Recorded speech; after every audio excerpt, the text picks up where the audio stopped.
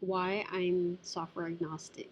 So I don't I don't know if there is an existing post or article about it. I made it up. It's basically not not just focusing on one software. For example, in the 3D space, if I use Maya, that's what we learned in college. But um, eventually, there are new players in the 3D space where there's also 3ds Max, there's Wings 3D, there's what do you call this? So many popular ones or that have become popular, and now there's Blender, and that's one in the 3D space, and then there's another one in the smartphone debate, or when you shop for a smartphone, people who are who like Apple over Samsung or iOS or Apple over Android. So people are fighting over it on the internet, and some have achieved cult status, like Apple, where people just swear on Apple products. And I've owned both for smartphone and also laptop. Actually, I have not owned a laptop that's Windows. The first one I tried for myself was something that my mom bought secondhand to help someone, a friend, and I tried it because she wasn't using it or wasn't using it much, and then I upgraded it, and that's how I fell in love. Not really fell in love, but it's just like obvious to me how it feels good to type on it. I used Evernote on the web, and I think it's a combination of the interface of Evernote and the typing feel. So that's hardware, and on the software side, I upgraded it. And so from the old software that it had, I purchased a new, the newest one that I could install it with because it's an old MacBook. And so, because I saw from how it was before, and just, I think just the fact of seeing the improvement from the old OS that it had and then the latest one, plus the web Evernote means that you could access the latest on the browser because it's a web app. So I didn't need to like go through the hassle of installing and making sure that it will run on the old OS. So, you know, um, all those things that I see and I feel, and I did research really about it. Should I go for a Windows laptop or a MacBook lap- laptop? Should I go for an Android phone or an Apple phone, an iPhone? So those things I research really, and I do like the hard work of researching it, checking all the specs and the software that I could install it with. And because I'm a multimedia artist and designer, I check that softwares will run in it. And what what gave more weight on the decision, what finally made me decide to purchase iPhone over, purchasing a Windows phone or Android phone is I would say that it's like a partnership between Apple and Adobe. I don't know what the nature of their business is, but whenever that they have beta products, they developed mobile apps for that run on iOS, and I do not think that they were available then for Windows or Android phones. So what they started making these mobile apps, but it's not released elsewhere but iPhone.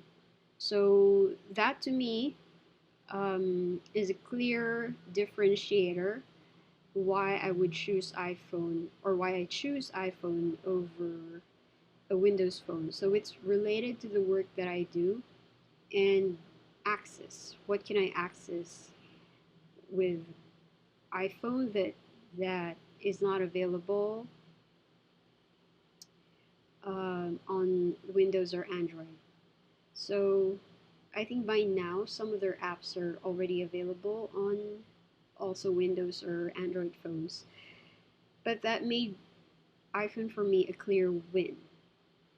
I did a lot of research over it, and just like any user, I there are some pros and cons that I see after using it for a while, or there comes a time when there came a time when I didn't have money, and I couldn't I upgrade my iPhone 6 yet, and basically I was left behind because even the banks, that was a real headache because the banks have updated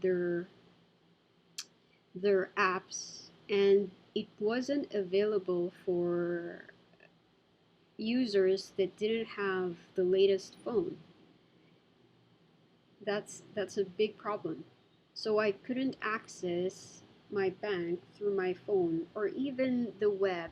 This is a real big headache because even when I try to access the bank on the web, it uses the phone to approve transactions, and because I couldn't open the app on the phone, I could not even transact online through the web because of that problem, even though I'm not using my phone. But because it's tied into that mobile app, it's like a dead end. So it was a real headache. It gave me problems. So, well, the only way is the old school way. I'd have to go to the bank and do transactions like that. So the convenience was gone, and it was quite frustrating because of the access that has become normal these days. Is that you could bank even after bank hours, but now that time it was limited. So I would only it's only transactions are only available for me when the banks are open. Um, there are other options like they made this ATM and another kind of machine where you could like deposit and things like that. So I discovered places where I could do that. It's a long walk, but that was my reality, and that's what I had to do then. And not to digress, not to, um, you see, what you're seeing here is that Notion, I guess, could not find anywhere else on the web about the term.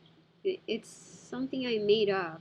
I think I have encountered only one other article that said something, used the word agnostic. I don't think that it's not like software agnostic. It's um he was pertaining, I think, with the same thing about the same thing about softwares. I think in the web UI UX space, like Figma or Adobe XD and stuff like that. So the same thing. For me, it started since the phone. I didn't call it software agnosticism or being software agnostic, but because phones and laptops, they are software and hardware. So to me, in when I thought of it first, it's more like a brand because, like I said, one has achieved cult status, and so they swear by Apple. And whatever Apple products are released, they think it's the best. And so it's more that that was the history.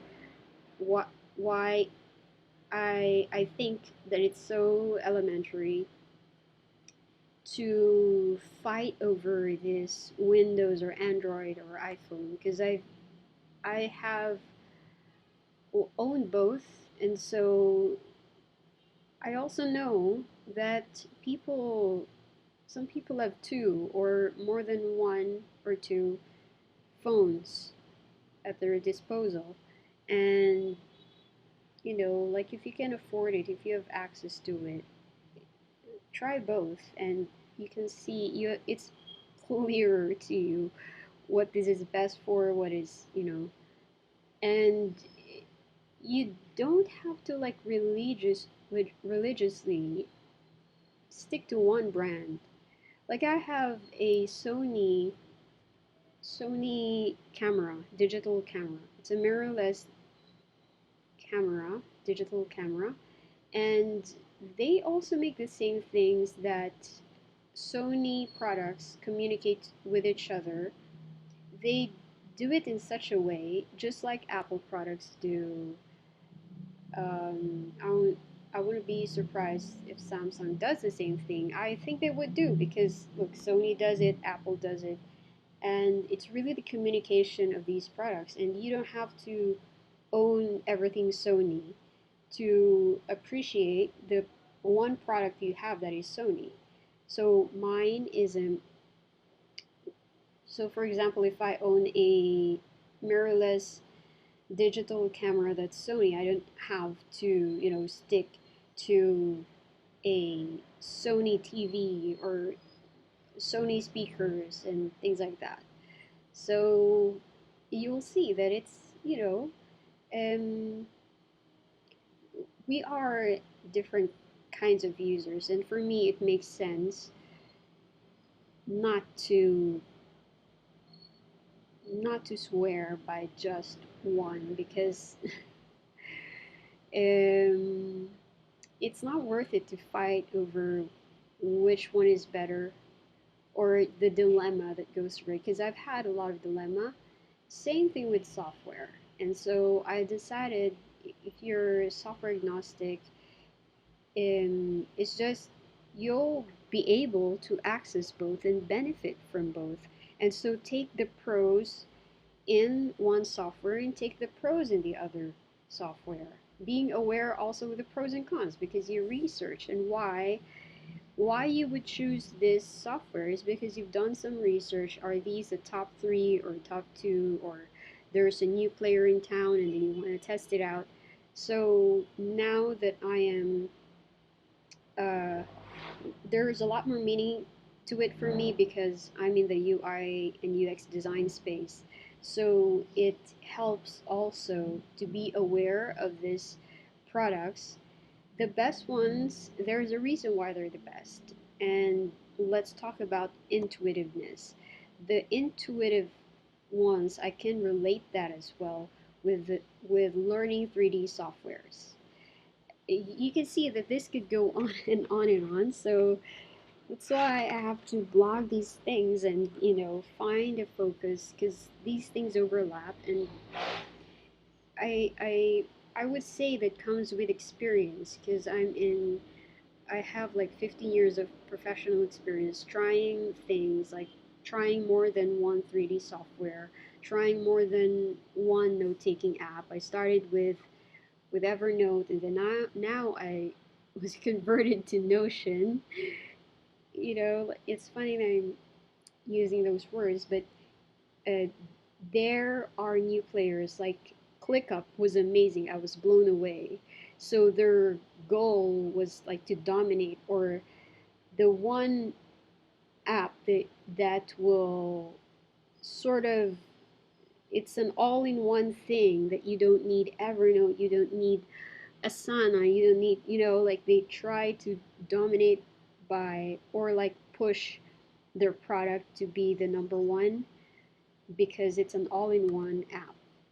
And I could talk more about ClickUp, what I think of ClickUp and things like that, my opinion. And I think I'm gonna end what I'm saying here, but I'm not.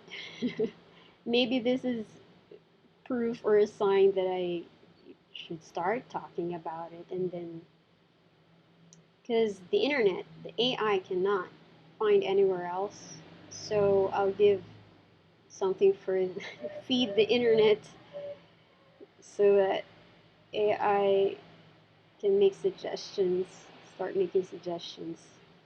That's what basically what it is, like just a smarter Google. And yeah, it is, AI is powerful. Okay, but not so powerful now, are you? Okay, time to feed the web. I'm gonna discard this. Discard. Oh no. Okay, at least I recorded it. I'll just type it again if I want to draft it. Over and out.